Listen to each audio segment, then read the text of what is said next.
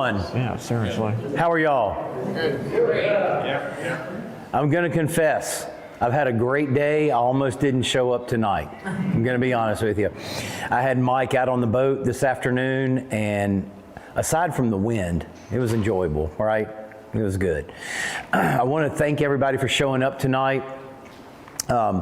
Do a few introductions here. My name's Chad Gilmore. I'm the Striper Club president.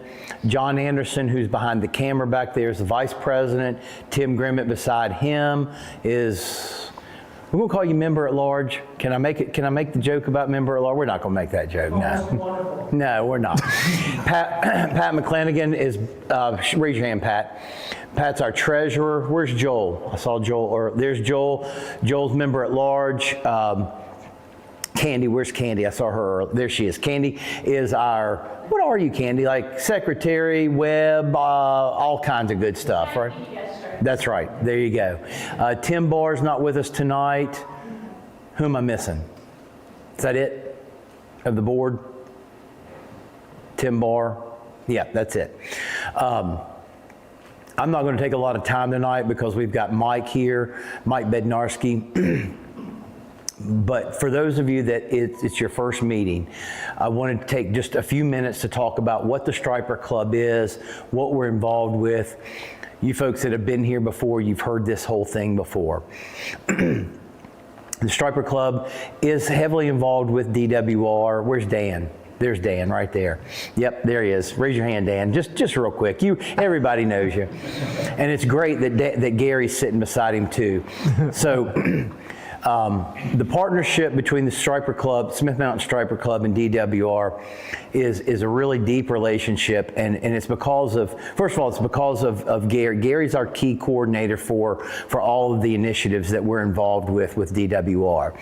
But Gary, and I think he would probably echo this, he can't do what he does without the volunteer support from our total club, okay? So I'm gonna go through, and I did this at lunch today. So if the folks were at lunch today, you've heard this, and you've probably heard this very similar at the March meeting. But some of the initiatives that we've been involved with DWR started with the wintertime tagging. That was last year. We tagged some fish that were used as part of the summer mortality study between DWR and Coastal Carolina. So that we're talking about that summer mortality study, we had folks that were catching, tagging, and helping track during that summertime mortality study, okay? Coming up soon, they'll be doing the striped bass fingerling stocking. If you're interested in helping Gary do that and DWR do that, that's probably going to be about that first week or two of June. So get in touch with Gary, let him know your availability. It's really hard to plan it because the fish are ready when they're ready. And then Dan has to say, hey, Gary, they're ready, and hey, we got to jump tomorrow. So you got to kind of be ready to go with it. So usually those stockings, it's usually 4 or 5 different stockings. Does that sound about right? One thing about the stocking, years ago, and Mike got to see this in real time today. Years ago, the stocking truck used to just pull up at any access point that they could get, and the stripers were funneled or dumped into the lake in these shallow water areas. Well, guess what's shallow water? We got bass, bluegill, crappie, catfish, white perch, all of the predators, right? So the survival was okay, wasn't great. Dan started the pelagic stocking. It started, 20 or 25%, then 50%. Well, it's pretty much 100% pelagic stocking now. And that first year survival rate has increased because those fish have gotten away from the shoreline and away from the predators. So Mike was on the boat with me today. And any of you know, on the Bedford side, on the south side of the lake, there's a little pull-off, and people will fish there, and there's like it honestly looks like an old loading dock. It probably wasn't a loading dock, or maybe like a little wharf. that concrete pad has actually collapsed into the water now. Has anybody seen that? I saw it for the first time today, which was really weird. So hopefully nobody's car was on that, because people do pull down in there and kind of fish now. But that was one of the places when we first moved to the lake 9 years ago. I met Gafford, Mike Gafford. We met them there, and my son was with me. So I remember them stocking in that area. But anyway, that's the stocking program. If you're interested in helping Gary and DWR with that, please let Gary know. Another thing that we've got coming up, and this is something that we want the participation all year long, is the fish head program. Dan will work with Gary and his crew. They extract the otolith bone. The otolith bone is analyzed for the age. It's compared to the size of the fish to make sure these fish are growing. It's a clean job. You'll have a lot of fun, and you'll smell great when you're done. Okay, but it's very that piece is very important, because it lets Dan and the rest of his staff know, are these fish growing the way that they're supposed to grow? Are they on that growth line? Are they better? Are they worse? And it helps Dan in his management of the fish, of the striped bass fishery. That will probably be, that's usually later in June. We usually do 2 processes, right? We do one in late June, early July, and then one at the end of the summer. Critically important. When you put a fish head in a Ziploc bag, or however you want to do it, we need each individual fish labeled. You can put a piece of paper in the bag. You can put the piece of paper, we have waterproof paper, put the paper in the fish's mouth. We need 2 pieces of information: the date it was caught and the length. And if you want to put your name and email address, that's great. Dan will send you more information than you thought was readily available for the fish, right? But it's critically important that each fish is labeled. Don't put 3 fish heads in a bag and say there's a 25-inch, a 23-inch, and a 28-inch, because you can't tell once they're in the bag. Sometimes you can, but that guesswork doesn't work in science, does it, Dan? Some people think it does. No, I'm just kidding. That's a joke. So the otolith bone thing and the fish head processing, that's a big thing that's coming up. In the fall and early winter, October, November, December, Dan does gill netting. One of the perks of the gill netting is usually not October, because the fish spoil, but November, December, the water's cool enough, you'll go home with fish, probably a good amount of fish. But Dan sets the nets out. The next day they bring the nets in. The fish are basically analyzed, right? You're cutting the head off and all of that. The reason for that is they're wanting to see what that first year recruitment is. Fish that are stocked in June the following year. So those fish are a little over a year. How are those fish progressing through the system? All right. The other thing that we're doing, and I'm going to stand up here and beat the drum, we're still not doing our job as a club, folks. The angler diaries, we got to do better. We've done better, but we can still do better.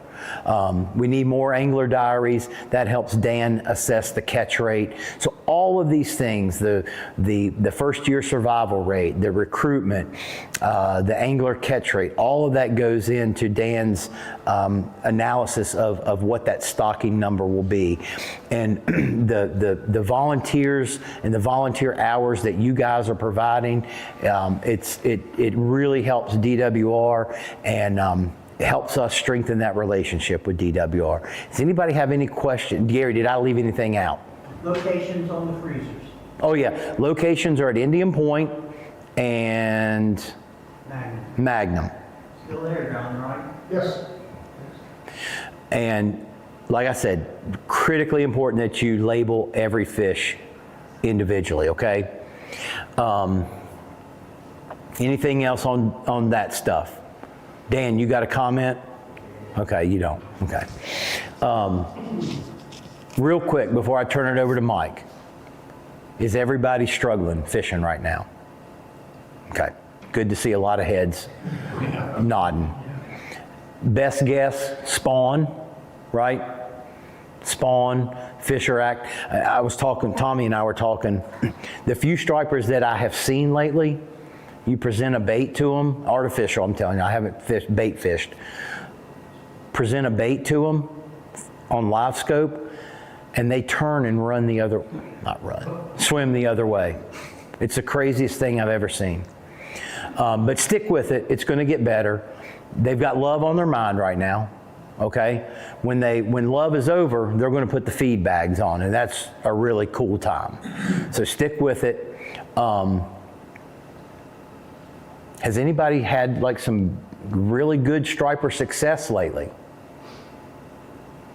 Sean, any striper success lately? I'm going after greenfish right now. It's tough. It really is tough right now. It truly is. But stick with it. It's going to turn around very soon. Anything that anybody wants to talk about right now? One thing, I want to set the stage for, Mike's going to touch on a lot of topics tonight. A lot of topics. It's going to talk about probably some grass carp hydrilla, some DWR stuff. One thing I want to set the stage for right now, and he's talked about it in a podcast, what was that, Monday night that it dropped, or Tuesday? I can't remember. Earlier this week. Tuesday morning, I think. Okay. Started blowing up. I want to make this abundantly clear. The condition or the state that DWR is in right now, it has nothing to do with the current administration. It has nothing to do with the past administration. So if we can keep the politics out of it tonight, it's not a Democrat or a Republican thing. This is a systemic thing that's been probably brewing for a while. And Mike said something today on the boat or at lunch, I can't remember. I'm very afraid now of what you're going to repeat. No. He said that he is shocked that they've made it this far without cutting things. So that lets you know how far back this problem has gone. So if we could keep politics out of it, and if we could keep like the finger pointing and the accusations of you guys haven't done this. I mean, I'd love to stand up here and say, Dan, you've ruined our fishery. We know that's not true because we've got a great fishery. So if we can stay by those two rules tonight, I think it would be very productive. And this is kind of overreaching. Over the last 4 months, we've how can I say this? Over the last 4 months, we have taken on a pretty contentious issue with the grass carp and the hydrilla. And at times, it has been contentious. It's been there's been a little bit of friction, okay?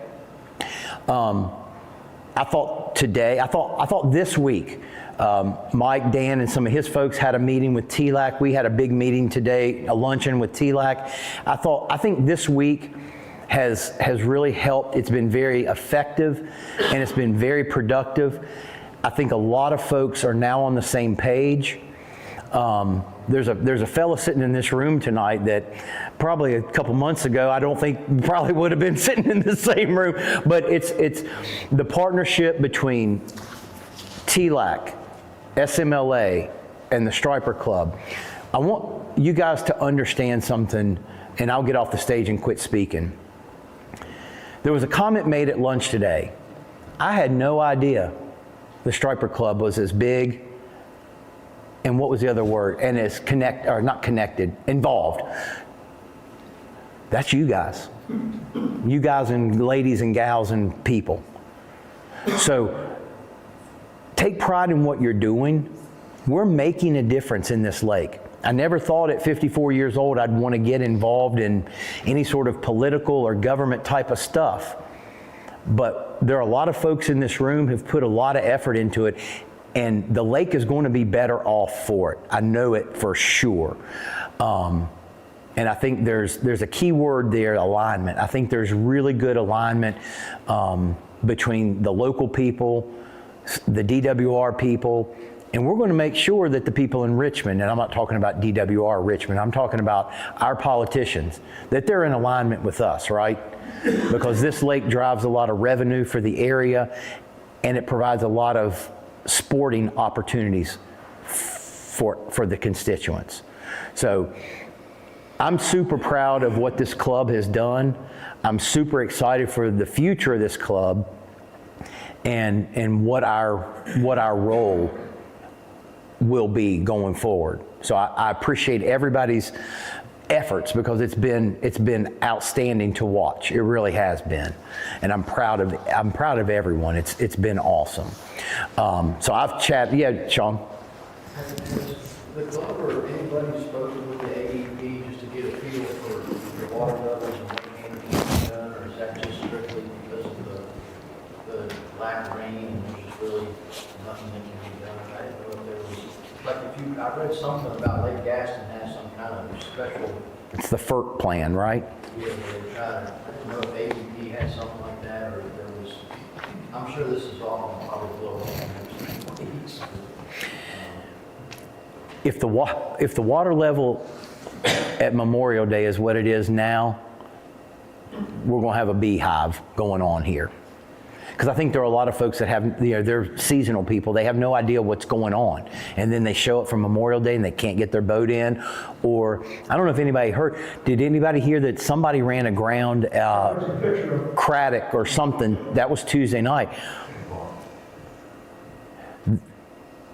I'm going to do it. I couldn't do it. I couldn't not do it. I'm sorry. I got to do it. So there is someone in this room who is a recent purchaser of a wakeboard boat. So he has vowed to swamp every one of us that he sees out fishing. I'm just kidding. But like, you think about it, like the water level. Is there anybody in here that has any sort of, I know we had one member who used to work for AEP. Is there anybody in the room right now who has any sort of affiliation with anybody, family or friends that work with AEP? I'll send you a big check every month. You're right. John, you were sharing at lunch an event where AEP has started to kick in. Would you mind sharing that? Sure. So I'm John Vidovich. I'm the president of the Smith Mountain Lake Association. Really appreciate the outreach. We had a gap on our board. We have a board of 23 folks. We had a gap we really didn't have. We had anglers, but no one really from the fishing community. Chad was kind enough to volunteer John to be on our board. We've had a lot of conversation with AEP about the water level. Lack of rain. I mean, DEQ, Department of Environmental Quality, came out and said, 20 years, this is the worst drought that the state of Virginia has had. And we had a member who really thought that AEP was doing something and not telling anybody what was going on. So they wrote a letter to FERC, which is the Federal Regulatory Commission that gave AEP its license. And surprising enough, FERC responded, and they investigated what AEP was doing, and they were managing the lake under protocol of their license. For the first time in a long time, there's trigger events. And when the water is going to be low, and they're going to anticipate it's going to stay low, AEP is required to release less water downstream. That's what's happening now. So people call our office and say, the lake level is low. Who can we call? God. If you know how to do a rain dance, please. I mean, it is a problem. People can't get their boats down those cables. It's just not long enough. But that's what we know what's happening. I mean, I don't think AEP is doing anything devious. I mean, it is their lake, and they allow us to enjoy it. But we did have FERC look into it, and they're managing it the way they should be managing it. So hopefully that answers the question. And just to jump onto that a little bit more clarification. AEP has a license from FERC that he was talking about. It's the federal arm that regulates all hydropower facilities. And in order for AEP to operate, they have to have a license from FERC. And FERC requires them, as part of their license and to operate and not to shut down, they have to meet certain guidelines, and one of which is to release so much water into the Stanton River way on downstream.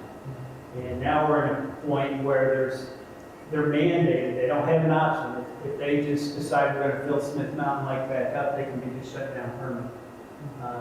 So we're in a position where there's more water required to be released than what's coming in. And, you know, we're seeing the results of it right now. And it happened like this 20-some years ago. There was a drought like this, and we had a similar situation. And it's not going to last forever, but No. until it starts raining, it's not going to get any better. But AEP is required. They don't have an option about how much water they can fill the lake back up. It's not under their control. And like you said, they're doing what they're mandated. So they're getting a bad rap for it, but they can't really control that part. Any other questions? That was a great question. Thanks for your answer. So I'm going to turn it over to Mike. I had a great day on the boat with Mike today. Took him up the Roanoke Arm. You know where this is going, right? There's no fish on the Roanoke Arm. Should have taken him up the Blackwater, right? But what I did get is Mike to approve. We're going to have 750,000 fish from here on out. He knows that this lake needs more stripers. So no, I'm just kidding. That's a joke for anybody online. That's a joke. But Mike has been great. Mike traveled this week, so this is great. He was in Blacksburg on Monday or Tuesday. Went back to Richmond. Came to Lynchburg Forest area on Wednesday, went back home. He's here today, going back home. So we've got Mike here. He's put some miles on his car this week. He's put some miles. Oh, and he ran a half marathon yesterday, just as he said, for poops and giggles, right? So without any further ado, Mike Bednarski, DWR. Thanks. Thank you.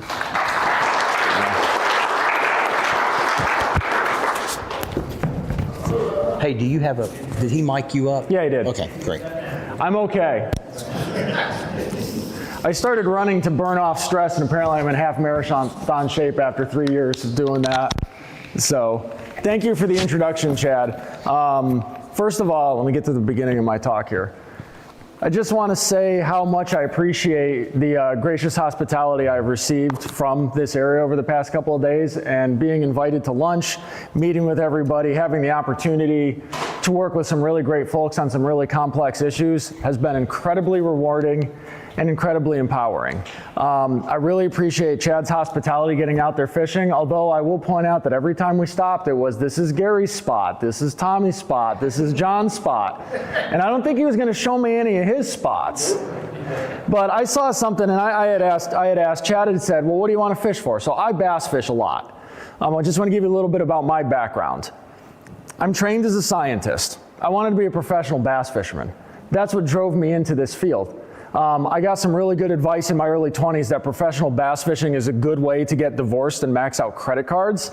So I concentrated more on the scientific career, and that's what brings me here today. So as a bass fisherman, I've seen a lot of different things. So I told Chad, I said, why don't I see the striper side of things? You know, I grew up in New England. I did a lot of fishing for stripers when I was a kid. I was lucky enough to catch the peak of the New England striper fishery in the late 90s and early 2000s, and remember a lot of 40 and 50 fish days, and remember a 15 fish day being slow. So I wanted to see something different today. So as I got around Smith Mountain Lake, I saw something that I didn't even think possible. I saw a largemouth bass, a 5-pound, 4-ounce fish. I thought it was going to weigh 410. I think Chad's scale's a little heavy, so if anybody has a fish you're concerned about hitting a certain weight, borrow his scale. But I saw this 5-pound largemouth come out of 85 feet of water off of a dock and grab a chartreuse super fluke. It just blew my mind because it really showcased what a unique and interesting resource Smith Mountain Lake was. And one of the things that was really apparent as we went around the lake is there's a lot of different options available to you to fish there, depending on what you want to do. You know, as Chad and I were talking about it, I said I'd be upriver trying to like churn up mud with my trolling motor looking for bass. And I could tell, even though he said he was frustrated by those bridge pilings and all the traffic, he secretly enjoyed the fact that he could catch fish in front of all of those people. So it was really great to get that experience and get out there. So I am lucky enough to work for the Department of Wildlife Resources, and oversee the statewide freshwater fisheries program. It's a program that benefits the more than 500,000 anglers in Virginia. I've got a staff of about 85 people who are some of the best folks in the country. I love making Dan uncomfortable. I'm going to do it sparingly, but I can't promise I won't do it more than 3 times or less. Got folks like Dan, I got folks across the state that truly are into this because they not only like fish, but they recognize that our role is to work for the people of Virginia, the licensed buyers, and do everything we can to maximize those opportunities. Because we recognize that beyond 500,000 licensed anglers in Virginia, freshwater fishing is more than $600 million a year into the Virginia economy. And when we get the kind of points there about why fishing is important or why to get involved, even if somebody doesn't fish, this is a huge economic contributor. Just to give you a rough idea how much fishing will put into the economy. So I'm lucky enough to address the Legislative Sportsmen's Caucus on a fairly regular basis. The only caveat is that meeting starts at 7 o'clock in the morning, and it is at the Richmond Capitol. So it's a very early morning. Sportsmen get up early, not surprising, but 7 o'clock. One of the things I like to showcase to them is talking about how much a fishing trip or how much an angler adds to the economy. Average bass angler fishes 30 days a year, and I'll get into some of that in my presentation. But if you consider the amount of gas, snacks, and everything you buy, it costs about $80 to go bass fishing. I really hope my wife does not find out how much it costs to go bass fishing, because that bass boat is, in addition to the cost, $80 a trip, 30 trips a year. I'm looking at about $2,800 a year just in expenses in the economy. That's gas, that's my Diet Dr. Pepper that I have to have, that's the chicken biscuit, and that's not any of the fishing tackle. So when people might look at you and say, why is fishing important? Aside from the fact that fishing is awesome, it's an economic engine. And that was one of the things that came through with lunch today, and the importance of this. Fishing is not only important because it's fun, fishing is an important contributor to the economy in this area. So jumping into that, how do we manage fish? Fisheries management, in principle, is one of the simplest things you can come up with. In practice, it's incredibly difficult. But there's 3 main components of it that we need to understand. There's the fish, there's the environment, and there are the people. And we work on all 3 of these aspects on a statewide basis to better understand how to manage fisheries. And I'm going to go through each of them. And one thing I want to stress as I go through this, I will talk for a very long time if I am allowed to. I have no problem being stopped if there's a question. I would much rather have back and forth on issues that are there. So if something is of interest and is of concern, let's go through it. Let's talk about it. Because I want to make sure that we help to establish a good relationship between DWR and the club. And I would say, I hope we do. I'm really impressed at everything that I see, and I'm also really impressed at how engaged this club is. I have been fishing since I was a teenager, involved with bass clubs. You guys are, without a doubt, the most engaged fishing club I have encountered over the course of my time as an angler and my career as a professional in this field. And I remember Chad had mentioned something he was involved with promoting youth fishing. And I took all veneer of polish that I have, because I'm more of a politician these days than a scientist. And I just look at it and I said, you guys rock. When I hear about that type of stuff, you guys have got the coolers there with the fish heads. You guys are putting your money where your mouth is. I'm really impressed. And you guys should all be commended about it. I know Chad said there's some ways for you guys to improve. That's very true. But as far as angling groups go, you guys should be really impressed, really proud, and I'd strongly encourage you guys to keep the momentum going. But jumping on the fish, just as a fun backstory, that is the first saugeye and the only saugeye I ever caught out of Lake Chesden a bunch of years ago. It was delicious, but I had to put it in there. So getting into that, just general fisheries management, I'm going to go through what I think are kind of the 2 big fisheries of interest to this group. Just looking at striped bass.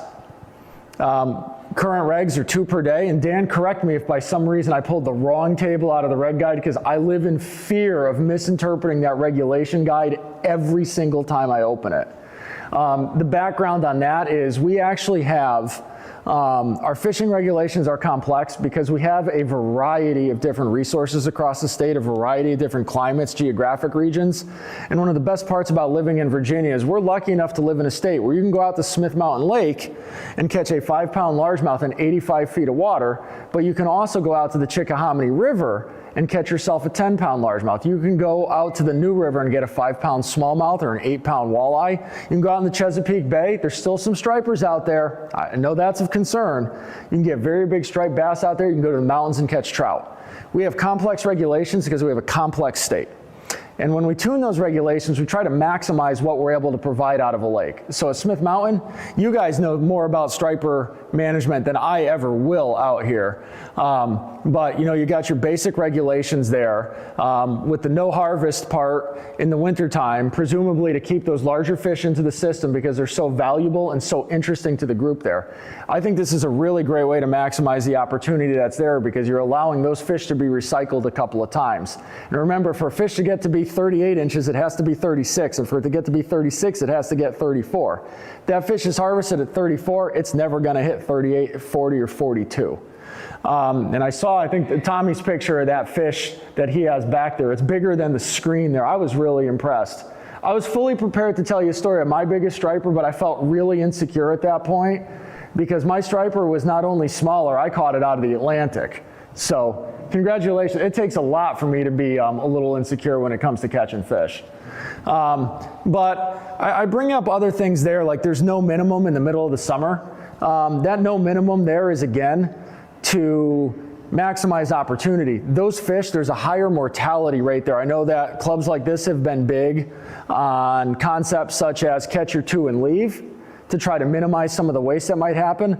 But you guys have also been very supportive, personally hosting researchers who have gone out there to better understand what those release rates are. And I think having a better idea of survival, knowing it's higher than we expected, but still, or I'm sorry, lower than expected, but still relatively high, allows you as anglers to make more informed decisions about how long you want to go out there, how much you want to catch out of the lake. And as conservation minded as you all are, I'm actually reasonably confident that you guys can maximize what's going on there. I'm also very impressed that you guys engage Dan as much as you do, and also that you go out to places like Vic Thomas Hatchery to, you know, really see what's going on there. Right now, there are no plans to change for 2027. Unless Dan's going to slide something in under the radar, I got to have that ready in about 2 weeks. Just so you know, for regulations, I'm going to be looking at flathead catfish and rock bass, and I will get more in detail on that when we get to the how you get involved portion of this talk. Now, one thing I want to note is we do a lot of work with size and bag limits. I try to do my best with my group to avoid seasonal restrictions because I think they're confusing and I think they can oftentimes limit recreational opportunity unless there's a solid biological case. So these seasonal differences you see here on Smith Mountain Lake, those have a biological case. Same reason you see a seasonal difference on something like gar and bowfin, where you can keep fewer gar and bowfin during the spawning season. We recognize that that can be a little confusing. We do it sparingly. And you'll notice there that I put hook and line only and no changes to allowable gear. Why did I bring no changes to allowable gear? I'm going to take my first grenade out for the day, pull the pin on it, and roll it in the room. Forward-facing sonar. Who here has forward-facing sonar? Who here does not like forward-facing sonar? Be honest, nobody's going to run you out of here. Oh, this is easy then. We're not going to restrict forward-facing sonar. That seems to be more prevalent in the bass fishing community. Like, you've got a group that just despises. Yeah, and I wanted to bring that one up very specifically. One of my goals as fisheries chief is to keep regulations as simple as possible and interfere with people as little as possible. So our goal is always to manage based off of science, what is needed with the fishery. So in a situation like forward-facing sonar, we would tweak size and bag limits if and only if we had a problem that we could detect through our sampling. The challenge with that, as Chad alluded to, is there's a lot of concern from different angler groups about forward-facing sonar and the impacts it has on it, on different fisheries. It's a real big contentious issue within the black bass fishing community, the guys that fish for largemouth and smallmouth. You know, let you know, I got a good friend of mine up in Connecticut, called me up, I think he had a couple of beers, and he said, Mike, when are you going to ban forward-facing sonar in Virginia? And I'm sitting there, and this guy's come up with some crazy, the guy's the best man at my weddings. I guess I shouldn't tell you who I associate with, but I hang around all sorts of people. And his name was John. I said, John, what are you talking about? He's like, you're in a position to do the right thing on this. And I said, what are you talking about? He doesn't like it because he views it as an issue of fair chase. I personally think he doesn't understand how to use it. I've spent a lot of time fishing with him on the boat. I've seen him struggle to operate his depth finder. But it highlights the level of contention on that, and there are a lot of people like that. And the challenge with that is if forward-facing sonar is your ethical issue or your concern issue, think about some of the other gear types.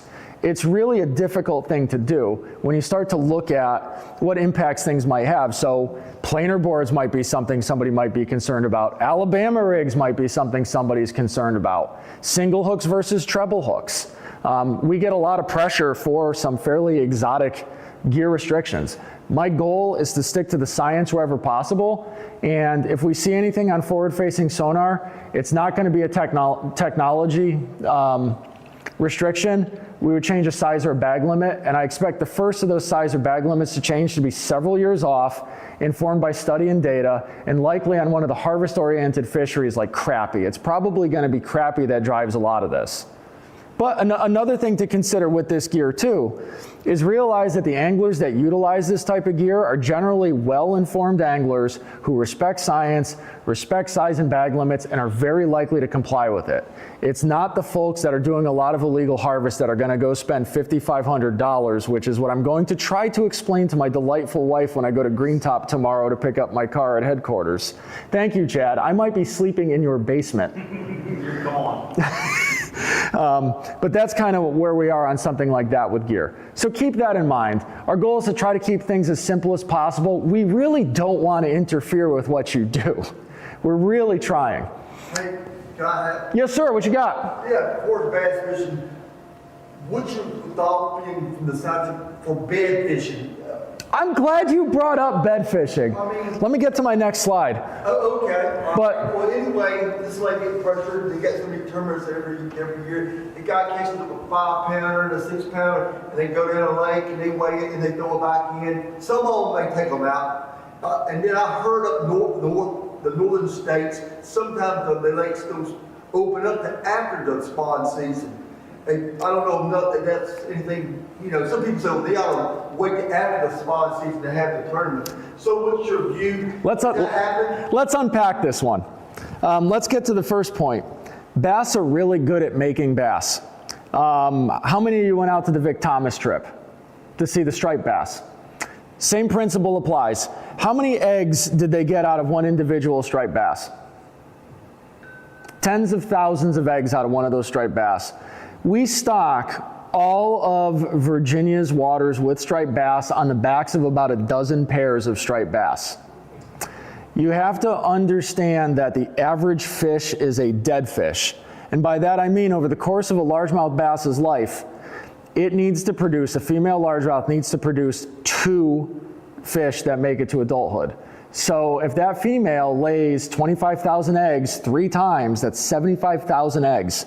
Of those 75,000 eggs, 2 need to survive to adulthood. So realistically, a place like Smith Mountain Lake could be supported by very few spawning pairs of fish if they're successful. Now there's a whole lot that goes into it. I bring that point up because it highlights how much pressure you can put on a fishery before you collapse it. The other point I'm going to bring up, and I'm glad you brought up the seasonal closures up north, because here's the challenge with it. Okay, you don't like to bed fish, and I'm not pointing you out specifically on that, I'm just as an example. Say you don't like to bed fish. That's fantastic. Are you fishing up shallow during the spring? Because you're catching a lot of fish blind on beds. A really great way to catch fish off of a bed is you know where the bed is, you leave it alone for 2 hours, you stay 70 feet away from it, and you huck your Senko out there from 70 feet away, because that fish is a whole lot easier to catch if she does not know you're there. I do that on purpose if I find them. If you're fishing up shallow in the spring, you are catching bedding fish. Going beyond that, you fish in the early spring. Okay, water's 56 degrees, fish aren't spawning, I'm not having an impact. You catch that fish before she moves up to spawn or before he goes up to make that nest, you've stressed that fish out. Okay, so now we've looked at just the spawning window, we've gone a little earlier. How early do you go on that one? It's a great question. You go a little bit later. I am probably, in 2 weeks, my phone is about to light up about fish that look terrible. As bass get through the spawn, their immune system is weakened, it's very stressful for them. We start to see a lot of lesions and marks on the fish. What are those? Those are secondary infections. It's the same reason where if you get stressed out at work, you get stressed out with life, you're more likely to get a cold, you're more likely to get sick, things take longer to heal. Same principle. Those fish are stressed out there. Okay, I'm done. The fish are done spawning. Now I'm fishing for post-spawn fish. Well, now you're fishing for fish that are stressed out. So you got two options on something like that. You either close it through the entire expanse of the spawning season, which in a place like Virginia, we'd be looking at any point in Virginia between late February or even mid-February, and you get out in the far southeastern part, to mid-June, you have fish in some phase of the spawn, whether it's pre-spawn, the spawn, or post-spawn. You're looking at potentially, if you really wanted to get rid of the impacts of angling for fish during the spawn, you'd be looking at closing for 5 or 6 months out of the year. Largemouth bass are pursued by 70% of Virginia anglers. Smallmouth are pursued by 60% of Virginia anglers. They're likely in the neighborhood of $200 to $300 million a year minimum in economic impact, in addition to the hundreds of thousands of anglers that are there. We have no strong scientific basis to make something like that. We're going to deprive everybody of that type of recreational opportunity. I don't think it's the right thing to do. And I'll be the first to admit, I'm a bass fisherman. I love to fish for spawning bass. But I see no compelling reason, I will own this as fish chief, to go in there and start to close off all of that opportunity for these fish that are out there. That's my point of view as the head policy person. That's the case behind it. I'm happy to discuss further any follow-up or challenges to that. You know, one of the challenges about doing what I do, and we'll get into this later, I get very little public input. It's very unusual to get any public input on any issue, so a lot of times I'm working with my staff to use best professional judgment, and oftentimes I don't hear from anglers till after the fact. So I bring that up, I lay that out very specifically, knowing that I'm being recorded, and that knowing that this is going to be available, because I want folks to know where I stand, where I'm approaching it, and if somebody has an issue with it, I got a stack of cards there on the counter in the back, I'd love to hear about it. All I ask is if you call me up, you have a solution. That is one thing. I will listen to your issue, but please come up. It doesn't have to be a good solution, but I just ask that you think it through far enough to come up with an idea or a path on it. I think that's only reasonable. Does that give you about 15 minutes to answer on that one? Yeah. So, getting into fisheries management on largemouth and smallmouth bass, here it's 5 per day, only 2 of which can be less than 14 inches. You should keep your small bass. They're good to eat. There's plenty of small bass. Chad also caught a very small bass today. So I heard it when he pulled it out. I heard new personal best, and I'm like, Chad, that fish is 7 inches long. So I admired his candor and honesty as an angler. But the one thing I want to bring up is 2 things here. The first is we are suspending our purchases of F1 bass indefinitely because we don't have the budgetary headroom to purchase something like that. I was the one that made that cut in the budget. I own any budget cut that comes out of the aquatics group.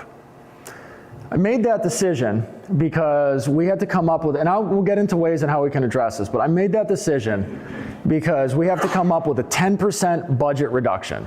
So the way we got to our 10% budget reduction is I cut channel catfish, I cut a lot of habitat workout, I cut hybrid striped bass. So even though you guys are lucky enough to have the regular striped bass, hybrid striped bass are really the only option in places like Claytor and Anna to have a good open water fishery because the water quality is so bad. And hybrid striped bass will live just about anywhere. They're really tough, they get smaller. So I cut that out of the budget, and then I cut the F1 bass. And the reason all of those were cut is those are things that we have to purchase from outside the state. They're not things we can grow at our hatchery. I know there was a lot of panic, and I just glossed over it. We're not planning to cut striped bass production at Vic Thomas. That's a very cost-effective way for us to produce fish. We can produce striped bass, walleye, and even smallmouth bass very effectively at our hatcheries. It makes sense with Virginia's climate. I've got staff doing that work. They do a great job. I got to purchase these other fish. So those are fairly expensive. The one there that concerns me the most, and to level with you on why, I will be the first to admit that if the money came back in, catfish would be the first thing I'd put back in there. And I bring that up because one of the challenges we have is looking at things from a statewide basis. You all have a lot of very individual concerns, which are important. You need to express those. Looking at this from a statewide basis, those channel catfish fisheries are typically urban bodies of water or more developed bodies of water. There's get a lot of fishing pressure. They're, for a lot of people, the only opportunity they have to catch fish. 30% of our anglers fish for channel catfish. They're more popular than inland striped bass, believe it or not. Pulling those out of the budget is taking away a lot of recreational opportunity, and it's taking away entire fisheries. But I don't have an option right now. I am trying to keep the wheels on the bus until we can get the funding situation resolved. So those are coming out of it. Why would it be prioritized over F1 largemouth bass? Smith Mountain Lake has a fantastic largemouth bass fishery. Smith Mountain Lake will have a fantastic largemouth bass fishery with no additional F1 bass stockings in it. The F1s are an addition. We're looking at them as a way to grow some larger bass. We're trying to figure out where it benefits and what it does, but we're looking at an addition to an existing fishery and a fishery that will persist at high quality without stocking. That channel catfish fishery does not exist without the stocking, so that's why I prioritize that. And again, I have cards out there. My goal is transparency. I want people to let me know. I want people to ask me questions about why we do what we do, because that is the goal. I want to make sure that you all understand what we're doing, why we're doing it, and if you disagree with it, I'm going to tell you how to do it. I will give you directions on how to get to one of our board meetings if you are going to directly criticize the path that we are putting through, because I think public engagement is that important. It's a fundamental principle of how we operate as society. So any discussion on F1 bass? There we go. I got a couple of hands. You, sir. Just one question. We've been doing this, I guess, or others have been doing it for a number of years. Genetically, is there enough of the F1 strain in the current bass population so it will continue through natural reproduction? I'm glad you asked that question, because this is actually one of the first things that comes up. It looks like the advantage we see with the stocked fish is they're a little bit bigger than the naturally spawned fish. And it's just like you don't want to get behind the big guy at the buffet because he's good at eating. I've been the big guy at the buffet. They grow faster, and that growth advantage seems to continue on. The background genetics of largemouth bass throughout Virginia are naturally about 50-50 northern and Florida because of all the bass we've moved around. So when you worry about the genetics getting passed on, it's irrelevant. It's just that initial growth advantage. And we purchased the F1 bass because it's just not effective to grow largemouth bass at our hatcheries. And to be completely honest, because largemouth bass persist without hatchery additions, I'm going to prioritize hatchery production to striped bass and walleye. I've actually talked with a constituent who is adamant that we should stop producing striped bass and grow largemouth bass at our fish hatcheries. I told him in no uncertain terms we were not going to do that. He was not happy. He called his elected official. His elected official was not happy. But that was the right call, because then I'd be looking at cutting back on striped bass, which striped bass are actually another example like the channel catfish. That striped bass fishery doesn't exist without any stocking. Somebody is inserting tongue twisters into this whole thing. If we stopped stocking striped bass, we would not have a striped bass fishery in Smith Mountain Lake. You, sir. You mentioned that we buy fish from other states. Do we sell a lot of fish to other states? We don't sell fish to other states. I'm a big believer, so this actually came up with smallmouth bass. So we are the #1 stocker of smallmouth bass in the country. The folks at Front Royal produce 280,000 smallmouth bass. I am absolutely blown away by that, because I can't tell you how much that saves relative to the private sector, because I can't buy smallmouth bass from the private sector. It's a unique resource. So the question actually came up of, well, can you sell them? The reason why I wouldn't advocate for selling fish out of the hatcheries and would hold that line pretty strongly is I think those fish are better stocked in Virginia. Virginia anglers are the ones that pay for those fish to be grown. I think they should benefit Virginia anglers. The only caveat to that one is sometimes we will give surplus fish away to other states. Oftentimes we will get fish from other states. You know, some of the muskie we get from North Carolina. They help us out, so we try to work with other states. So the only exception there would be to help out some of the other states. It's the only reason we have a northern pike fishery in Virginia. New Jersey is really good at creating northern pike in their hatcheries. New Jersey gives us northern pike on a regular basis. The folks at Mott's Run have a real unique fishery up there. Anybody wants to make the trip to Mott's Run? Here's your tip for catching northern pike. Take the most expensive bait you have in your box with treble hooks on it, throw it on an 8-pound line, you will catch all the pike you ever wanted. I grew up north. I'm real good at catching pike. They like jerk baits. Anything else on the F1s before we move on? Do you stock smallmouth? We do not. You're turning back. It doesn't really relate to this specifically, but I noticed when I catch a striper, it's got copepods in its mouth, but I've never caught a largemouth bass that has copepods in its mouth. Is there a reason why the largemouth don't seem to get the copepods and the stripers do? I would suspect it's what they would call host specific, where those copepod, oh, Dan, thank you, Dan. Those parasites, their life cycle, the way they lay their eggs and everything, they infect communal schooling fish. So basically, the stripers, the parasites laying their eggs and they've got to get on another host almost immediately. And stripers being the schooling fish like they are, they're just passing it back and forth. Bass do get them, but it's real low densities. When we had the problem when it first started out, we would see copepods in the bass, probably 15% of the time. And it'd be 1 or 2. And it'd be such low rates, even when they had them, you didn't even notice them because they were just so few. So they do infect other species, but the schooling activity and reproductive system, the way those parasites reproduce, it just makes them susceptible to picking them back up. So just the buddy system, they just like to keep passing back. What he said.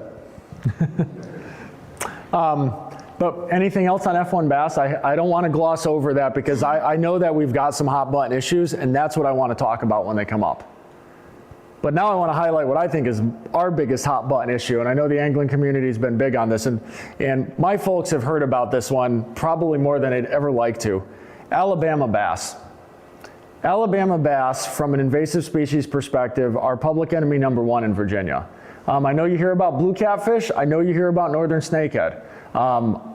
If you ever want to hear about blue catfish, give me a call. You will not get those 2 hours of your life back. But on the Alabama bass, you have a fish that does 2 things that are really concerning from an invasive standpoint beyond the economic impact. They interbreed with smallmouth. So largemouth and smallmouth, I have never handled a largemouth smallmouth hybrid. I've worked in this field as a professional. I have caught thousands of bass. I have never handled a largemouth smallmouth hybrid. They just don't occur that often. Alabama bass will breed readily with anything that's not a largemouth. So there are huge issues with Alabama bass crossing with smallmouth. And if you catch a meanmouth, you can go to Philpott, it's loaded with them. They're cool, I'll give you that. They're an interesting thing to catch, but they're very undesirable because when you start to see the meanmouth show up, you're losing your smallmouth bass population. And there are multiple case studies further south where we have lost smallmouth bass fisheries because of hybridization with Alabama bass. Gone. We have issues in the further parts of the southeast. Anybody ever fish for red eye or shoal bass down in Georgia, Alabama? I figured this is the type of group where I know you guys travel and fish for interesting things. There are huge issues with Alabama bass hybridizing with red eyes and shoal bass down there. It's a real terrible resource issue because once you lose that genetic integrity, it's gone. The other thing with Alabamas is they outcompete largemouth bass. That statement, let me put a little bit of gravity on that one. The reason why largemouth bass are the most popular fish in North America to fish for is because largemouth bass do very well just about anywhere. From an ecological perspective, a largemouth bass is incredibly invasive. It is the top predator in its ecosystem. It can eat a variety of different things. It does well just about anywhere. For an Alabama bass to outcompete a largemouth bass is huge. And systems like what I saw at Smith Mountain Lake today are systems that I think would be absolutely prime for Alabama bass to take over and take out largemouth bass. Why would that necessarily be a bad thing? If I still haven't convinced you of this, please listen to what I am about to tell you. Anybody fish Lake Gaston or Lake Norman lately? Okay, they're full of small Alabama bass. Lake Norman lost 90% of the largemouth bass that were available, and now it is full of 12-inch Alabama bass. I mentioned I used to tournament fish a lot. I lived in Georgia. I fished for Alabama bass in Lake Jackson. The smallest bag of 5 bass I ever weighed in was 4.8 pounds. Wow. They were 5 Alabama bass, and each one of them was 12 inches or better. That is not a good thing. And I imagine folks here, I know Chad has fished some of the fisheries out there. If anybody's ever fished a place like Lake Lanier, it has really big Alabama bass. That's not typically what happens. Those are really unique cases. So any sort of introduction on Alabama bass, you're playing Russian roulette. You introduce something like that, you are directly threatening your largemouth bass fishery and your smallmouth bass fishery. Those are very bad things. There is no way for us to recover from something like that. There's nothing we can do with removals. Prevention is the only thing to do it. And my ask to you, in addition to not moving them around, my ask is twofold. One, if you catch something that looks like a spotted bass or an Alabama bass, the spotted bass or the Alabama bass is there on the bottom right, they're functionally identical to a spotted bass. Kill it, save it, and call us so we can do genetic testing so we at least know what we have. We suspect people have tried to introduce Alabama bass. And where I get in with that is if, I know how fishing communities are, and I bring up that my same friend who was concerned about forward-facing sonar, and maybe I really need to evaluate who I hang out with. I actually suspect he likes to watch some of these videos occasionally, so he might get a kick out of this if I share it with him. When I moved out of Georgia, he wondered if I could bring up some Alabama bass to Connecticut and put them in Colebrook River Lake. Now this was one of those couple of beers kind of conversations, but I think he was serious. And I know there are anglers out there that are serious about it, because if there weren't, we wouldn't have people moving these things around Virginia. So what I need to happen is for folks, when you hear about things like this, moving fish around is a very big conservation concern. It is more important than any sort of catch and release, any other things that I know anglers stick up for. So keep that in mind. It's a bad thing. And I will give credit where credit's due. One of the most organized groups of anglers I've encountered is the Bass Federation of Virginia. John Fleechek's their conservation director, great guy. Virginia Bass Nation has also been very supportive. BASS National has been supportive. They have provided us a lot of support for this campaign, and they're working with the other bass anglers to kind of build on that ethic. So they're working on it too. I'm in a religious facility, so I'm going to preach. And I'm going to preach about preventing Alabama bass from being moved around. So if you catch inklings in your conversations, please, there are huge consequences, and once they're in there, nobody can save it. So keep that in mind. That is my public enemy number one, is Alabama bass. And again, if you catch one, keep it. Let us know. Beyond that, I want to get into the environment side of things. So we talked a little bit about the fish with a focus on some Smith Mountain Lake issues. I want to get into the environment. There we go. So you all know, I pulled these slides out. So I gave a presentation at the Northeast Association of Fish and Wildlife Agencies about habitat management in Virginia. And the reason I did that is in Virginia, we only have 1.5 natural lakes. We have Lake Drummond, and then we have Mountain Lake. I call Mountain Lake half a lake because it drains sporadically, and I don't think it's fair to call it a full lake. So in contrast to the Northeast, we have artificial lakes. We have artificial systems. That's a big difference. And they have different challenges. So Smith Mountain Lake's 20,000 acre reservoir, as you all know, it's heavily developed and heavily utilized. And one of the things I wanted to highlight to the group there is grass carp are not just a Smith Mountain Lake issue. They're not just a Virginia issue. They are an issue and a concern across the United States and up and down the eastern seaboard. Hydrilla is a big problem in Connecticut. Again, my same friend up there is very concerned about hydrilla in the Connecticut River. And finally, I see a glimmer of sense out of the man as he's concerned about it. But how they manage it is complicated. And I bring up Connecticut because Connecticut overstocked grass carp in Candlewood Lake and actually had to do targeted removals. That's bad. And that's where I'm going to get into how we're looking at it here at Smith Mountain Lake. I know that when grass carp were introduced back around 2011, there was a 13,000, Dan, were put in? 6,000. 6,000. Still so many zeros in there that get me concerned. We call them a nuclear option. If you put enough grass carp in, you will get rid of every piece of vegetation in a lake. Okay. Vegetation's still a problem for a lot of folks there. How do you manage that?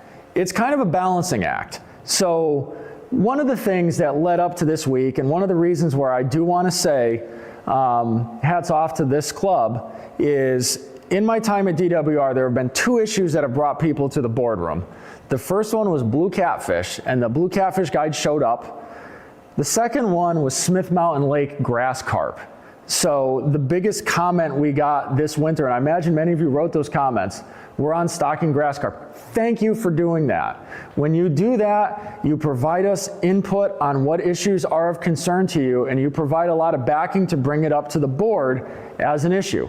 The other thing you did is John made the trip out to Richmond, and John went up and talked before the Wildlife and Boat Committee about grass carp.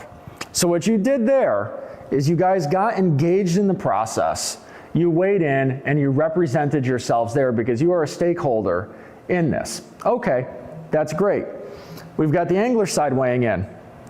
We heard from the non-angler side of things, trying to manage that type of setup. For them, hydrilla has different concerns. If you look at it and kind of consider, and I'm always big on, I always ask people to reflect on other people's points of view because I think that it's important to respect where people are coming from. And I'm a big believer in listen even if you don't agree with it because you can learn from it or at very least understand it. Hydrilla at very high densities, for any of you that live on this lake, you don't want that in front of your dock. I mean, I love hydrilla. I might be tempted to throw patio pavers out there to create holes in it, but it's not going to be a desirable situation. So we've got a circumstance where we have anglers who are concerned about it, who generally value vegetation as habitat, and folks that live on the lake that might be concerned about this in their front yard. Those groups have something in common, and finding those commonalities is important. Everybody wants to see a healthy ecosystem in Smith Mountain Lake. Everybody likes the economic and recreational benefits that are in Smith Mountain Lake, or at least 95% of people do. There's a lot of common ground there. How do you do that? You talk through contentious issues. So on Wednesday, we heard from John and the Smith Mountain Lake Striper Club about their concerns with hydrilla. We heard from TLAC about their interest in stocking grass carp. I got a lot of communications back and forth on it. So on Wednesday, Director Brown and I met with Dan and then Scott Smith, who's our regional manager out in Region 2, and talked about it. When we first got into that room, it was very contentious. And I think we landed in a good spot, and I'll tell you where we landed. So I knew, and I'll give credit again to the Striper Club, the communications I saw is you guys were completely realistic about the concerns that were there, and you didn't go scorched earth and say, absolutely not, under no circumstances is acceptable. You said that looking at the information we have, we think this number is acceptable. Okay, you guys came to the table, negotiated in good faith. So we led with that number. That number was 200. When I first mentioned 200, I could very clearly tell that the tension in that room was up to 11. I do a lot of this public hearing stuff for a living. That was one of the most tense environments I've been in. And what was driving that tension was concern about how we were going to address hydrilla and what we would do moving forward. So as we kind of talked through it, we mentioned that we have a lot of uncertainties. There's a lot of data we don't have. We really don't know. We do know that hydrilla is in the lake. We do know that hydrilla is expanding. We do know that something needs to be done to keep her from getting to nuisance levels. Okay, those are all statements of fact.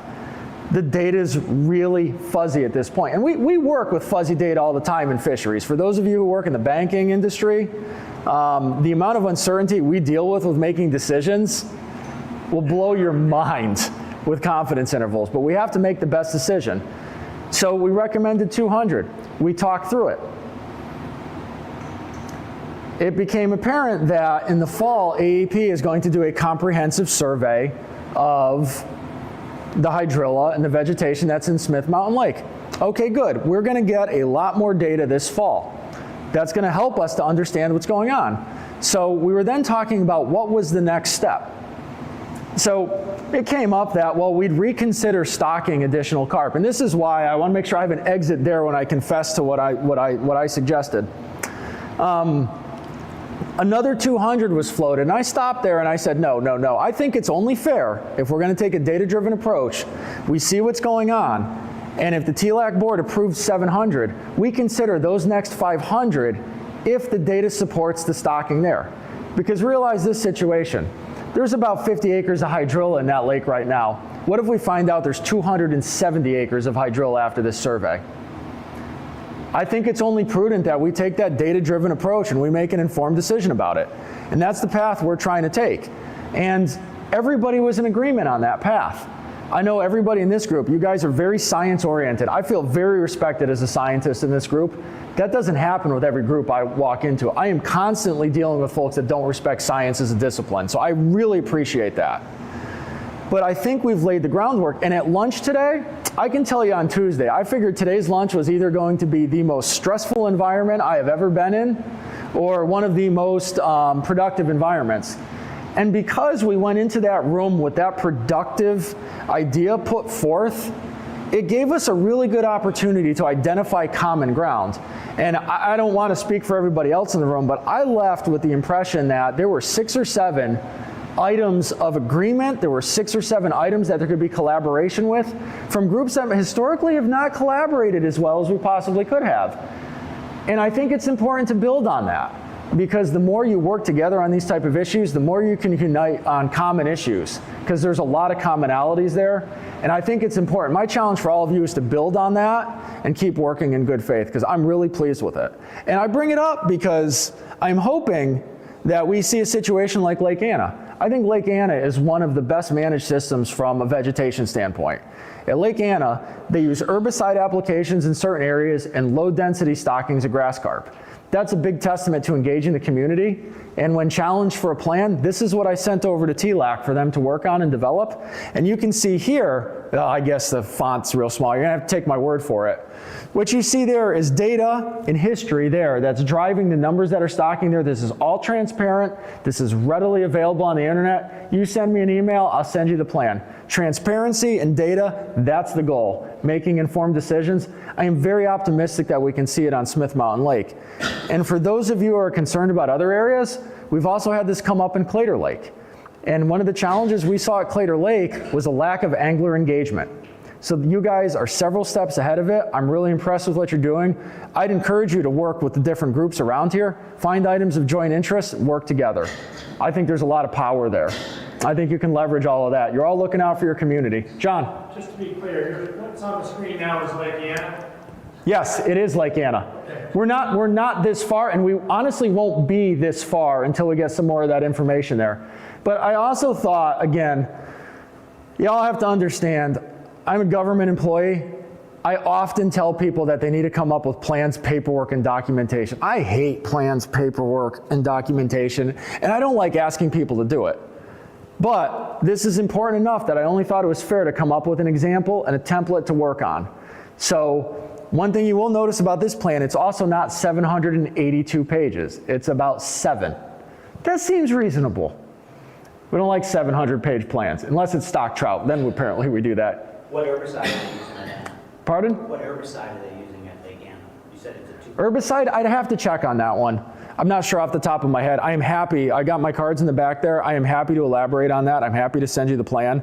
Because I do think the herbicide, so the herbicide was not really a point of agreement at this point, but herbicides are gonna be one of the best ways to deal with those acute issues that come up. And I think it's important that landowners would have access to herbicides if they have that specific issue. Again, thinking about it from their perspective, those herbicides are very heavily regulated. They're safe when applied within the confines of what the restrictions are. And looking at it from the perspective, even if you love hydrilla, you've got to understand that somebody might not want a mat of hydrilla that's 3 acres in front of their dock and no ability to access the water. I think that's only fair to consider that.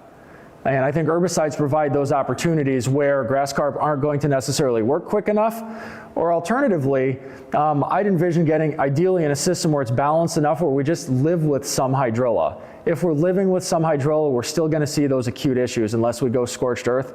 I don't think scorched earth is a reasonable expectation, so I think herbicides are a good supplement to it. And that's how it's worked on Anna. So, anything else on grass carp? Yes, sir. Does hydrilla have any good purpose? Hydrilla provides habitat. I didn't know if there was too much or too low. Or... Too much is not a good thing. So with vegetation, so one of the things, so I've spent a lot of time around different kinds of vegetation. I grew up in New England. There's vegetation in just about every lake up there. When you have really high densities of vegetation, you can get very stagnant conditions in that vegetation. You can get into systems where all the vegetation below the top is dead. All that dead vegetation consumes oxygen. You get in situations at night where the oxygen starts to sag and things can get toxic to, or cannot support aquatic life. I've seen situations in a previous life. I did some eel work up on Lake Sebastian in Massachusetts. I'm interested in assessing the eel population before and after fish passage. I had to stop putting my eel pots in the milfoil beds because the oxygen would get so low it would kill an eel. Any of you ever handled an eel? Yeah, an eel is one of the most difficult things you can kill. The conditions get so bad when the vegetation's at that level that it can kill eels. So too much vegetation is a bad thing. We generally try to manage for about 15 to 30% vegetation coverage in our lakes. 30% isn't reasonable for Smith Mountain Lake given the different things, and it's not likely to happen given the way the sides are. But having open conversations with different groups about what is and is not acceptable and working towards managing that is the path there. As another benefit on hydrilla in our tidal systems, because hydrilla can be so aggressive, it actually is a first invader that goes into, anybody have sweet gums in their yard after you clear out stuff? Those things are the biggest pain in the butt to manage in my yard because I actively do wildlife habitat, and when a tree falls, I got to trim all the sweet gums. Hydrilla is like a sweet gum in a tidal system. It's the first thing to grow. It grows up quickly. But what ends up happening that we've seen is it actually stabilizes the system so other vegetation gets established, and hydrilla is ultimately outcompeted in places. So hydrilla is not necessarily a bad thing. Not necessarily a good thing. Too much of it is a very bad thing. So this, again, is looking at how we manage it, how we work within those confines. Other hydrilla or grass carp. You, sir. I can maybe say this with some accuracy because I've seen it. I know that grass carp eat, not grass carp, common carp eat bass eggs, and we catch them with a silver buddy in the mouth. So am I true by saying the common carp go around sucking up eggs? Common carp are something we're almost in universal agreement as a department are not a good thing. I have personally seen somebody in this room eradicate carp out of one of the systems they manage. But where are you going with that? Do grass carp eat bass eggs? No. Grass carp, and Dan, correct me on that one. So carp is like minnow or bass. It's something that can apply to a variety of different fish species. A grass carp is not that closely related to a common carp. So a common carp is what they call a benthic feeder. It roots around on the bottom. That's why it fish eggs. They stir up a lot of sediment. They're generally not a desirable fish for us to have in most of our systems. The grass carp eats vegetation exclusively. Grass carp will actually start to graze bushes if they run out of vegetation that are overseeing it. A great way to catch grass carp is using cherry tomatoes for bait, actually, is a fun fact. So they are different. Yeah, the common carp that he was talking about are pretty invasive to nest sometimes. So that's, their mechanism to get food is basically sucking up insects and things off the bottom, and if they get into eggs, they wouldn't mind that. So grass carp get kind of a bad lick for that because they're both carp. So you would think they're both going to consume some of the same stuff, but the grass carp aren't really endangering our pets. Thank you, Dan. I didn't hear that much cohesion during your rage at Lake Burton with all of the carp, but I trusted your judgment. Anything else on carp before we move on? Hank. The fluctuation of the lake being down as low as it is now, wouldn't it kill off a lot of that vegetation?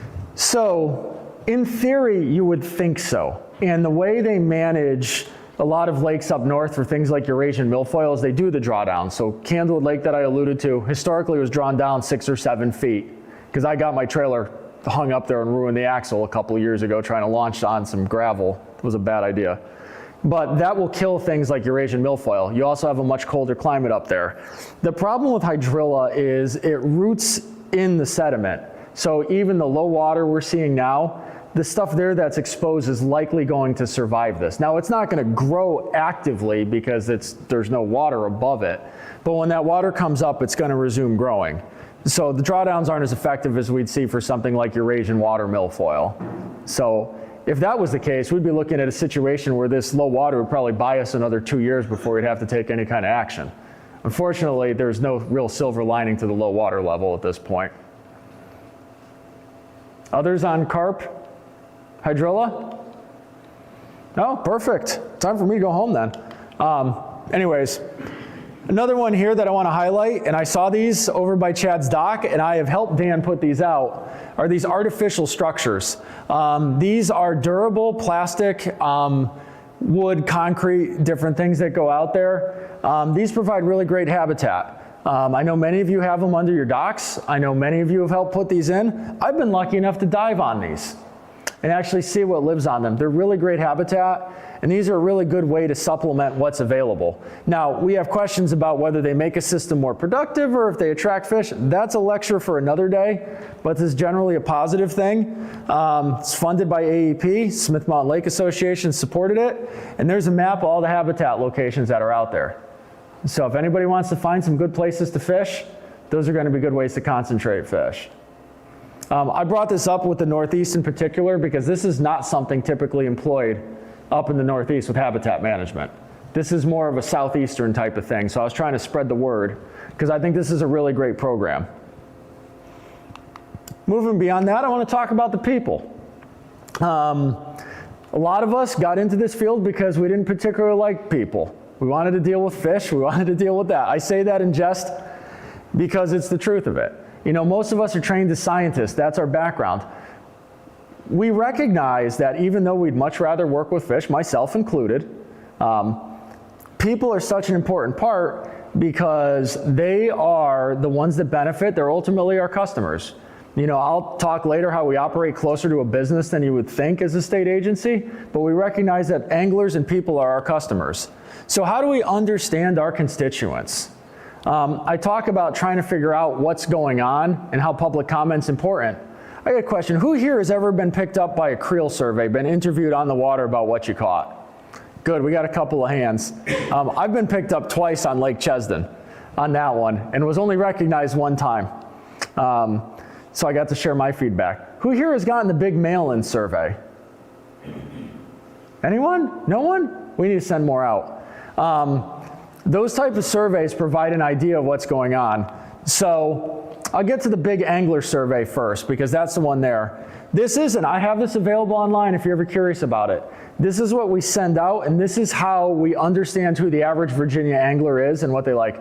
I am the average Virginia angler. I'm in my 40s, I'm a white guy, I live in the suburban part of Virginia. I am the mean Virginia angler. I usually like to bring in my good friend John Kirk because he's a few years older than me and he's actually the median age that we see, but John's not here tonight. But here's how we figure out what's going on. We know the mean days spent freshwater fishing in Virginia is 25 days for each Virginia angler. The average Virginia angler fishes 5 different places in the course of the year. This is also a really great one here. 19% of Virginia anglers fish large lakes. 19% of anglers are the folks that fish places like Smith Mountain, Lake Anna, Lake Chesden, Briar Creek, those bigger lakes. So keep that in mind that that's only about 1/5 of the effort. So as important as Smith Mountain Lake is to what we offer, 80% of the fishing effort in Virginia occurs on places that aren't large lakes. So there's a lot of other stuff we manage, there's a lot of other interesting opportunities.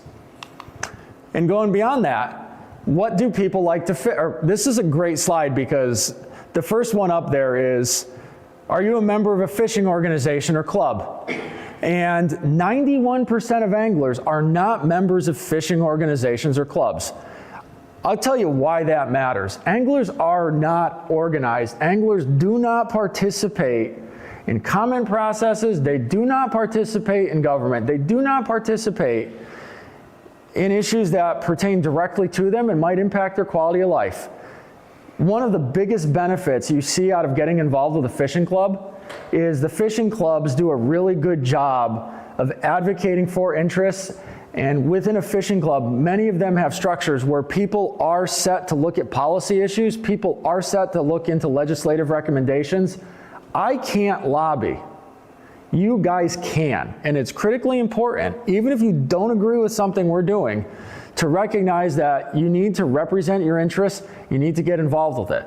And some of these clubs there, like some of the most influential groups that you see throughout the country are groups like Trout Unlimited or groups like the Bass Angler Sportsman Society that are organized. There's power in that. The next one, this is my favorite question in there. This is a little bit of a diversion. What is your freshwater fishing experience level? Do you know that 37% of anglers think they're advanced and 10% of anglers think they're experts? That's really not true. I mean, I'm in the expert category. Chad's in the expert category, but you know, that's it. If you consider 10% of this room, that's about 5% of this room. So there's only 2 more here that are experts. I'll let you figure out who the experts are from there. But that's a fun one there. And then the next one, what fish did you fish for? When you hear me spout numbers about who's fishing for what, this is the information I'm drawing from. And you see here, 71% anglers fish for largemouth, 56% fish for smallmouth, 24% fish for striped bass or hybrid striped bass, and so on and so forth. And that helps us understand where people are targeting, what they're interested in, and this informs what we do in the hatcheries. Because I can tell you that number on striped bass provides very solid justification for why we produce striped bass at our hatcheries. And I know it's important to Smith Mountain Lake, but when I'm dealing with a constituent in Southeast Virginia who sees no benefit from stocking striped bass and wants us to grow largemouth bass, that's the case I can make. Again, we talk about data, we talk about information. Yes, sir. Is there a qualitative aspect to that analysis where striper fishermen all buy boats and spend lots of money on gas, and people fishing for tail cats buy their fishing rod at Walmart? I love that angle you're taking on this one. That's a challenging one, because I've made the exact point you're trying to make. And we run into this issue about how we treat different constituents and how we weight them. And it's a real challenging one, because the point you're bringing up is I brought up with the bass fishing side of things. Serious anglers spend a lot of money. I know exactly where you're leading me on that one, because the folks that are fishing for striped bass, they buy boats, they buy fuel, they buy a ton of tackle. Their contributions, hell, I'll give you an even more concrete thing about benefits to the local economy, because I'm about to get my Chesterfield County personal property tax bill for my bass boat. And Chesterfield County gets $227 out of me every year for my bass boat. I keep telling them it's depreciating. It's not. They're getting revenue on that one. So I see the point you're going at. The challenge I have is managing as a statewide program. I do feel compelled to respect where other anglers are coming from. So those channel catfish anglers, those are folks that I think it's important to get them outside, and they also buy a license too. And I think it's a situation where we don't really have to make an ugly value judgment on something like that, because I think the angle you're taking is actually something that you all can use at a larger scale to talk to people about why what you do is important to the economy, why it's important to contributions. I mean, that tax-based thing alone on boat ownership is a huge one. And I think that's an important point, because a lot of times people don't realize, and I explain this to groups that might be a little more environmental oriented or don't fish, because I'm also big on you need to respect people. And one of the big issues we run into with blue catfish is the blue catfish anglers just are oftentimes not treated with respect because the other folks don't supply any value to blue catfish. Fishing for a lot of people, particularly for folks who are taking time on their Friday night, is a way of life. This is something that is extremely important to you. And I think it's critically important to recognize that when you see something that might impact you and speak up. Because the point you're making about the importance of striped bass, I agree with you 100%. I mean, I'm here tonight talking to you all because I value the input you have and I respect the contributions you make. And it's a solid point. It's a difficult thing to consider though. got a few other angles on money if you've got a minute on that. We will get to that later, but I'll stay here after. I'm open to it because I am going to make a pitch here. I'm setting y'all up for a sales pitch, but I didn't give anybody any free steaks tonight. It's not in the budget. Going past that, how important or unimportant are things to you when you choose a location to go fishing? This helps us understand how things like the big things with fishing and getting people out there. People like stuff that's close to their house, and people don't have enough time to go fishing. That's basically what it comes down to. So we try to keep fishing opportunities close to home. I have asked every governor's administration I can for a day off to go fishing for everybody. We've been successful with getting extra free fishing days, but I have not been able to get everybody a day off to go fishing. I am trying. That is one of my career goals. Because I think that if everybody had a little more time to go fishing, more people would fish. I would take the day to do it, as I'm sure most of the room would. But this helps us better understand what those limitations and preferences are. Again, customer focus. This is similar to what you do for market research in the private sector. So going past that and how to get involved. So first of all, you guys, A+ students with getting involved. If you continued what you were doing, you're still going to be A students. I'd like to have other A students at the table, but you guys are setting the curve. The first way to get involved was with our regulatory process. So let's back up to Virginia civics here. The Code of Virginia is set by the General Assembly and ultimately approved by the governor. Those are the laws that are there. Those laws prescribe what the agencies can then do through regulation. They delegate powers, and if anybody's an attorney in here and wants to correct me, you're going to be able to absolutely torch me on this. So I ask that you don't stitch me up publicly. Those laws delegate authority to the different agencies that we then use with our regulatory authority to create regulation. So what I always like to tell people is if you have an issue with something that has to do with the regulations we have, that's 100% a call to my desk, because that's within our power to fix. And we go through a regulation cycle every other year for fish. The other side of things is hunting. So this year, in January, we had a public scoping period where we solicited contact and information from the general public. A+ students here, 39 comments on grass carp in Smith Mountain Lake. Biggest issue that showed up. The second issue is actually northern snakehead, and a gentleman spoke about northern snakehead at the committee meeting, which I think was great, because that's a group of anglers that I also don't think is being well represented. And though there's a lot of conflict there, I want that guy at the table. That guy needs to look out for what's interesting to him. And I talked to him about some paths and compromises that I think would be useful. I respect it. But we then present those issues at the March meeting. John came to Richmond. He presented at the committee meeting to talk about his concerns with grass carp, and then he presented at the board meeting to introduce the club, and then the conservation committee that's come out of it. Huge stuff. Really useful to get involved with it. What are the next steps? In May, I will be presenting staff recommendations on regulatory changes. The regulatory changes I'm looking at right now are going to be prohibitions on stocking flathead catfish and rock bass. So the way it works in Virginia is if you have a private body of water, you can stock nearly anything unless it's specifically excluded. I'm going to move to specifically exclude flathead catfish and rock bass. Rock bass hybridize with Roanoke bass, which Roanoke bass are really cool game fish. Anybody who's interested in shoal bass, ask me about Roanoke bass later on. I got the same kind of opportunity for you. The other one is with flathead catfish. Flathead catfish are a very invasive predator that eats a lot of different things. They're also delicious to eat if you catch one. I strongly encourage you to bring it home. But we don't want people moving them around. And this provides additional disincentives to move it around. And from a fisheries regulation standpoint, I think I got one more change to trout stocking that I have to do from a regulation. I am actually going to, and this is where I think the club would be useful if they have input on it, and this is more of an individual issue. We're going through a revision on our stock trout management plan. There are two things in that stock trout management plan that I think are relevant to anglers. One is we are going to change how we release information. Folks have been using the Freedom of Information Act to get trout stocking information so they can figure out where the stocking trucks are going. That's a real challenge for us, but that is the right of every citizen of Virginia. You know, transparency in government is fantastic, but sometimes it can cause some challenges. Overall, it's a good thing. The fact that it causes me a lot of a headache is no reason to fault transparency. Transparency is a good thing, to be very clear. But we're going to suggest that we will be releasing the trout stocking schedule for the next month on the third week of the month before it. So everybody will be on the same page. It's a real challenge. And we know from our survey data that everybody's split on trout stocking. So we're trying to alleviate some of the strain on our folks and then get rid of some of the equity issues we have with people getting a hold of schedules.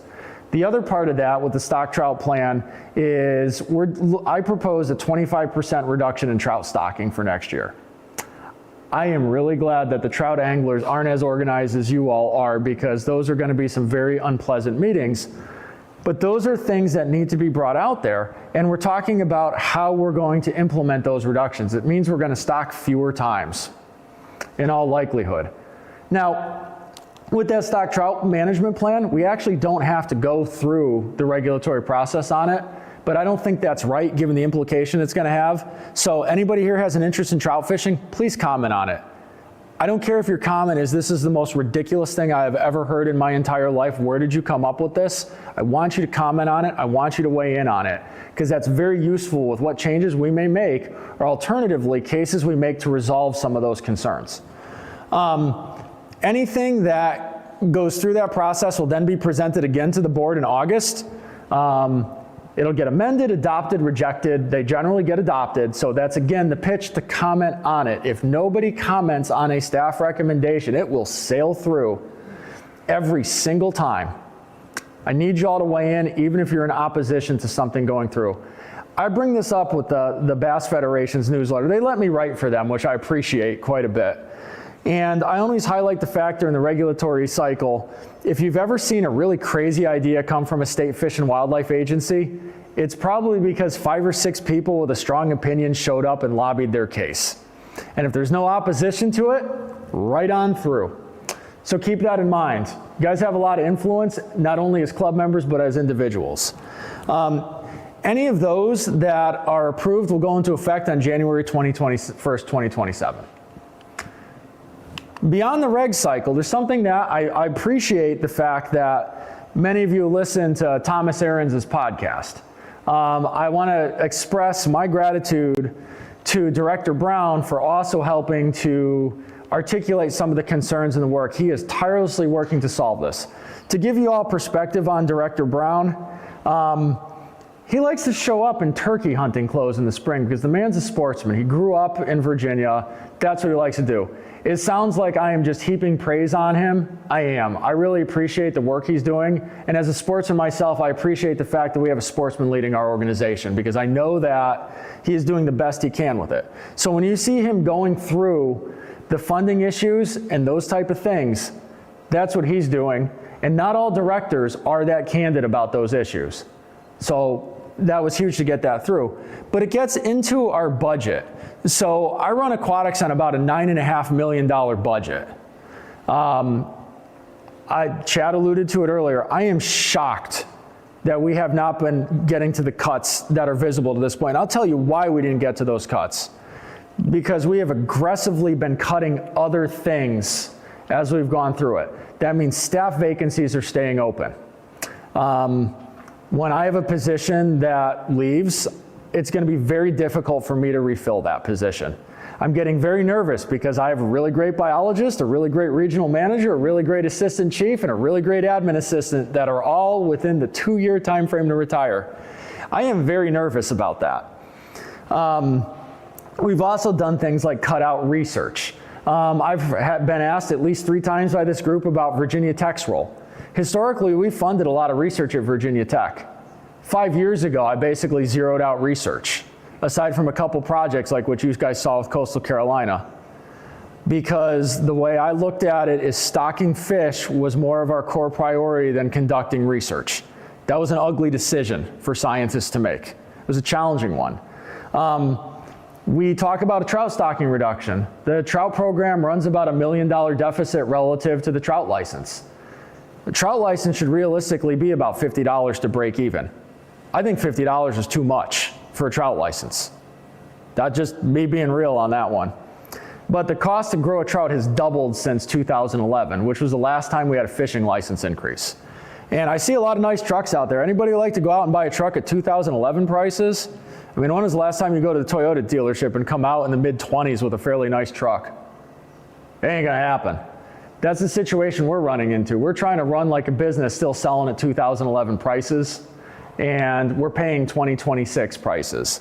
And a lot of the things that Director Brown was talking about is, license increases are only something that can be done, but he highlights the fact that there are other funds available that should come to the department and need to be adjusted. And those include things like what we call House Bill 38. House Bill 38 is a tax on outdoor equipment. I know tax is a dirty word, but taxes fund a lot of government services. It's why we have schools, it's why we have roads, it's why when you call the police, they show up. That's what it funds. So with that House Bill 38, that's on outdoor equipment, and that is there so that people who camp, hike, birdwatch, aren't buying fishing tackle or hunting tackle, are contributing to what we do because they benefit a lot from the programs. I am proud as a sportsman that my purchases of ammunition and fishing tackle fund conservation. I think it's a great model.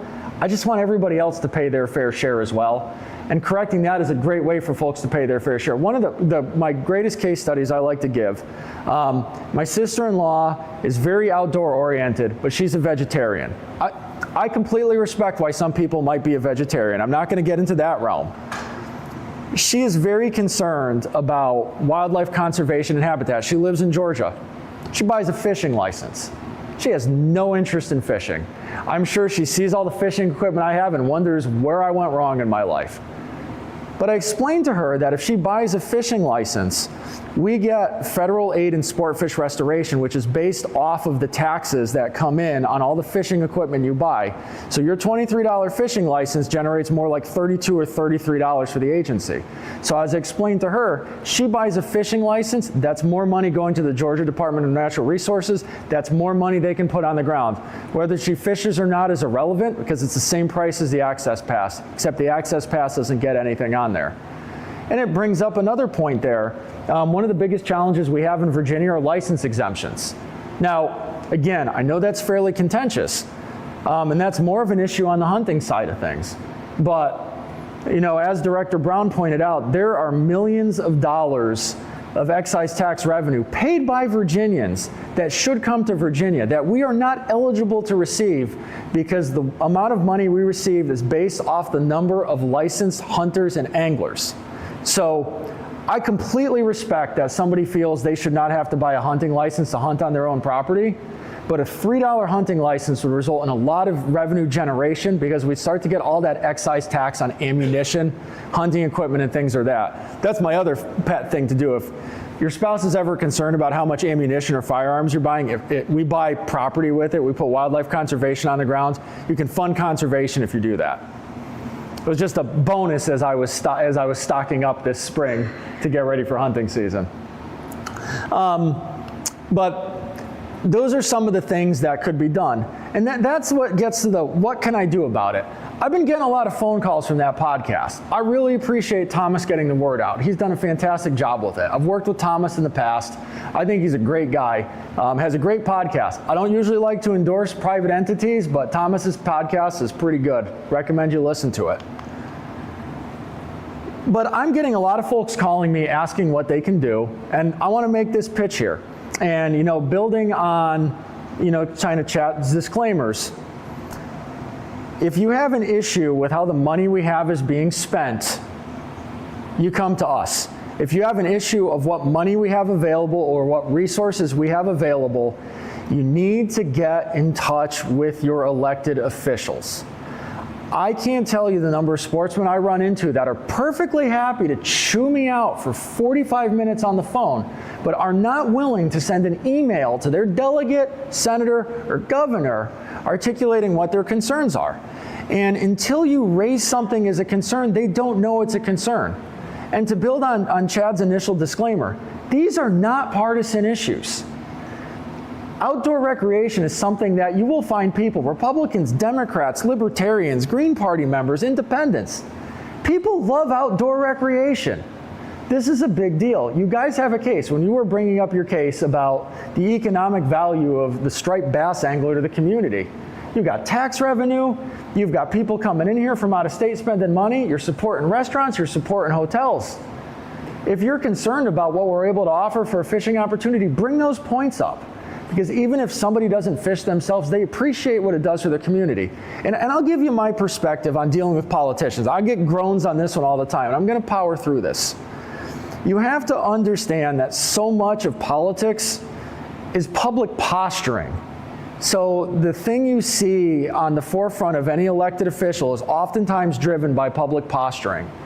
And I go through that because there are an awful lot of politicians that are in this to benefit their community. Public service can be an absolute nightmare, particularly at some of the lower levels. It doesn't pay enough, nobody's happy with what you do, everybody's critical of everything you do. There are a lot of really good people that got into this because they want to benefit their community. So when I work with a delegate who wants us to talk to his Ruritan Club out in Western Virginia, he just wants Richmond to pay attention to his community. I respect that because there are a lot of folks like that. You folks need to advocate for things that are relevant to you. Now, what are those specific issues? That's up to you. I don't want to stack the deck on it. I just want to let you know that you all have power with it. And I'm in a situation right now where I'm really limited by resources. I'll do really great work with it with my folks if I get more, but these are the folks you need to talk to, and you need to let them know that this stuff is important to you, because I think you'll be impressed. And within that disclaimer about looking for the community, remember to be respectful and remember to reflect the fact that even if you may not have voted for that person, they may be looking out for your community. I have worked with elected officials that after working with them, I would vote for them and I would not necessarily have, and vice versa. So keep that in mind. You might really be surprised. So that's kind of my pitch on how to get involved with it. I mean, you can approach us on different issues, but your elected officials need to hear about it. They need to understand how important this stuff is to you, even if it just gets sport fishing on their radar, because there are a lot of people that don't fish, and you need to get that point out there. And that's kind of my pitch. I'm open for more discussion on it. You, sir. Do you get revenue from, say, like boat registrations? Yes, we do. We don't necessarily get all of it, which is another problem. We really need to get our fair share of that one, because that is a big revenue source. But again, it's also challenging because looking at those fees, I highlight what my personal property tax bill is. I pay a lot more to my county than I do to the state game department. And whether that's right or wrong is a discussion off the mic, but it's a statement of fact. And any of you that have a boat that's in good condition are going to find that same situation. We don't get that much revenue off of the boat registrations. Who gets it? We get the revenue, it's just not that much. But who gets the rest of it? A lot of it is at the discretion of the General Assembly. So it can go in other directions, and that's why I think it's important to weigh in about where you think that those funds should go. Yes, sir. Following on that, lots of revenue from the federal government on Pittman Robertson, which is game and game habitat primarily. I like you the more you talk. Nickel Johnson does the same sort of thing on the fish side. Yes, sir. I know Pittman Robertson has a requirement at the federal level that if the state does things to basically steal that money away from its intended purpose, they don't get the money. Did you talk to John Odenkirk this afternoon? Because I had this one on a fish-related issue. So the way. A couple more statements of my surroundings here, and then maybe some questions. My recollection is that quite some years ago, don't even know what party was in control of the legislature, but the General Assembly started dipping into the fish and game funds, put it in the general budget. Is that continuing today? And that includes license fees and maybe boat registrations, things that were historically available to fish and game. License fees are going directly to the department. So the license fee is not going anywhere but to us. And with the federal match that's on it, there are very serious consequences for misspending those funds. There's a lot of conflict that comes up about what we will not allow on our public fishing lakes that people think is reasonable, but it conflicts with their purpose. So that's very solid.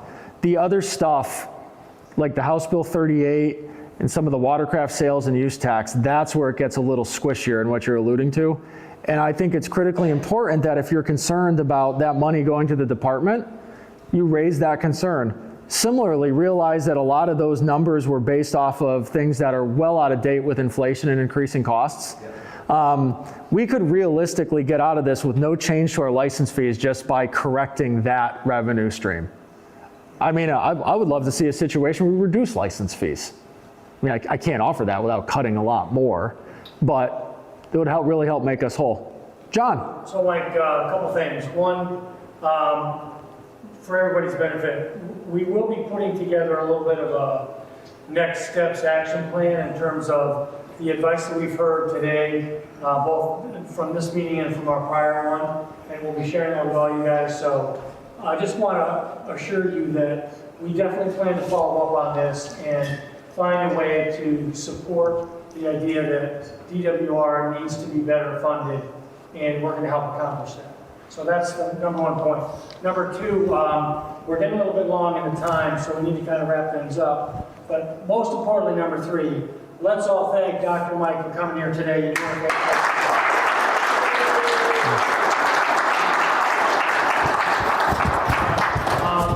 with that, we get to what some believe, certainly the person holding the jar, is the highlight of the meeting, which is the door prizes. Come on up. How does this work? For our guest of honor to pick the door prizes. Oh my goodness. You get the first one, Mike. Okay, first one here. Last 4 digits. 1-900. You, sir, you're a winner.